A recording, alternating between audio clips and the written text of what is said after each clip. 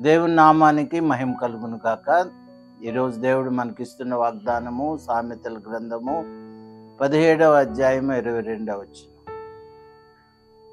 సంతోషం గల మనసు ఆరోగ్యమునిచ్చును. సంతోషము గల మనసు ఆరోగ్యమునిచ్చునని దేవుని వాక్యం మనకి సెలవిస్తూ ఉంది. ఆరోగ్యం కావాలి అంటే మనసుకు సంతోషం కావాలి. మనం ఎన్ని రకాలైన శ్రేష్టమైన ఆహార పదార్థాలు తిన్నా, ఎంత శ్రేష్టమైనటువంటి విధానంలో మన జీవితాన్ని మలుచుకున్నా, ఎన్ని విధాలైనటువంటి ఆహార నియమాలని, వ్యాయామ నియమాలని చేసినా కొంతమంది ఆరోగ్యంగా ఉండలేరు. ఎందుకంటే వారి హృదయం ఎప్పుడు దుఃఖంతో, విచారంతో, దిగులుతో నిండి ఉంటుంది. కాబట్టి వారు ఏది చేసినా వారి హృదయము విచారంగా ఉంటుంది. కాబట్టి వారి మనసు దుఃఖంతో ఉంటుంది. కాబట్టి వారు ఆరోగ్యంగా ఉండలేరు.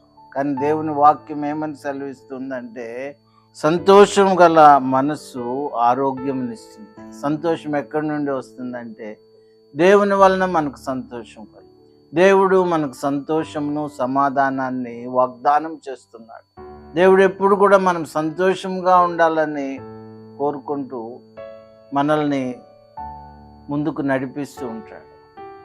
సంతోషకరమైనటువంటి పరిస్థితులను దేవుడు మనకు అనుగ్రహిస్తూ ఉంటాడు. ఆయన మందిరంలో మనం నివసించినట్లయితే మనకు సంతోషం కలుగుతుంది. ఆయన ప్రార్థిస్తూ ఉంటే మనకు సంతోషం కలుగుతుంది.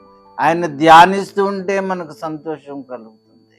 ఆయన సేవ చేస్తూ ఉంటే సంతోషం కలుగుతుంది. కాబట్టి మనము దేవునిలో ఉన్నప్పుడు దేవుడు మనకు సంతోషమునిస్తాడు. దేవుడు మనకి ఆనందమునిచ్చి మన హృదయాన్ని సంతోషభరితముగా చేస్తుంటాడు. కాబట్టి మనము దేవునిలో నిలిచి ఉందాం. దేవుని యందు మన విశ్వాసం ఉంచి ఆయన ఆరాధిస్తూ, స్తుతిస్తూ, గణపరుస్తూ, ప్రార్థిస్తూ ఉన్నట్లయితే మన హృదయము సంతోషభరితమైనదిగా ఉండి ఆరోగ్యముగా ఉంటాం. నీకు ఆరోగ్యం కావాలా? ప్రభునందు ఆనందించటం నేర్చుకో.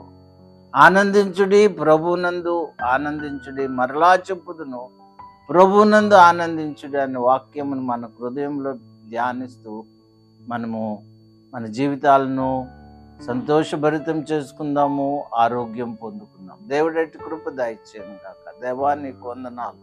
మాకు సంతోషమును, ఆరోగ్యమును కలుగు చేసే గొప్ప దేవా నేను స్తుతిస్తున్నాము. ఆరోగ్యంతో బలపరచండి. యేసు నామమున ఆమేన్.